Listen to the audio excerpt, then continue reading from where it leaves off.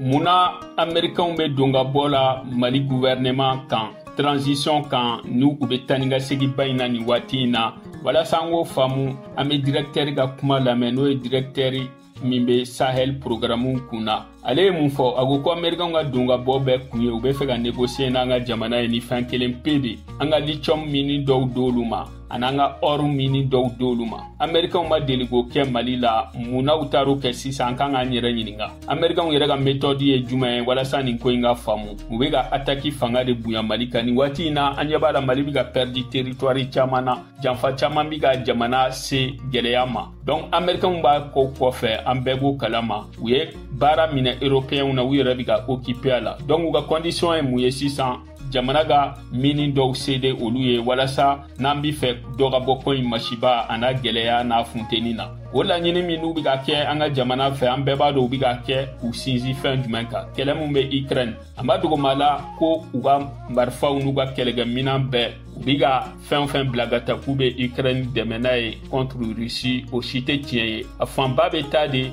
wala sa wa soutien mi be bingani kela mo ye jena nyefe o bi sega servi oluma tugo mina alia soro franfina jamana wera de biga jamfanka kola ina fo irisi ministry afo tugo ya mina no do Mauritanie ani Algérie donc amina ega fo ubo mina européen ti fe kelenga baute fa ga bamuna parce que tant que kelembe ubi sega mina unata kene jalanka o mina kelomita Ukraine katolu de mega sega dankari Sahel jamana ula tugo ya mina abi fo de ko irisi folo de Ukraine attaqué droit be Ukraine bolo aga Russie attaqué Russie uga militaire ube jian fa fana kama soro ubu de la koro de la folo ukume minke dogo ani dibila bibina ubigo ke kenejalanika donc ibna ga fo be dronim di ukrainien ma abu permettre ga fin sabake abe intelligence ke abe surveillance ke abe reconnaissance ke noé ka modo nyini kerengere yala ga ta attaquer donc au be communication ne bato ubiga se ga faire ni wati na kosobe anga chede uma munu bi Sahel la nu biga jamana défend nu biga faso défend ni tienyi donc amina ega fo tant que somake ou américain kelonga la nyini ma sumaya ani lafia tnanga jamana ukono kanaye américain yerega histoire la e toujours ou be fonctionner ni tugo yala toujours ou be technique keni ni ega jamana ukele na be fo mako guerre de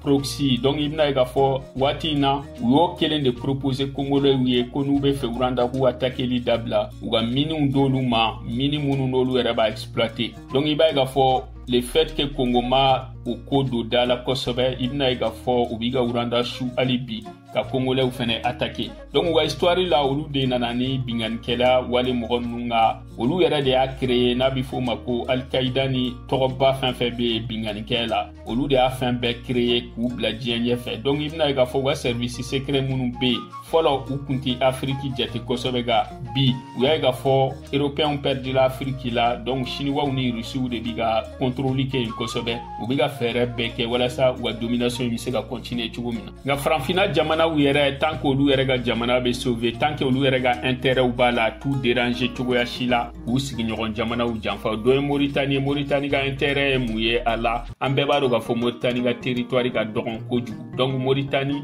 amaja yere ga fo Mali ni territoire ba indira Mali ma alebe fe faire bela anga duguma kolo famba o ga segalema donc ale bu soutenir ga se au degré ma parce que jamana min se ga territoire contrôlé o tugo ya kelen de la sanjoli anga duguma kolo yoro chama bolo uye munun kutaye kasoru tate donc ibna ga fo u Algérie kele Algérie fenabe ate bingani kela moga barfa kele unuga dronu ye munun bita Mauritanie kam Mali ga droni fin febe pan abo beye Mali armée ga mouvement fin febe ke Sahel la ale bo bela jeli o de la Russie ou accusé ONU la uni France be ila ga fo ko ni kele nu ni abiga geleya Sahel territoire kan olu de nodo wa olu de ga jamfanu ba fin bala ubiga tabibina ni jamana wera mogo ye ina fo Afghan do beta munun ti africain doro munun bita fara ma wera kan kasega jamana u agressé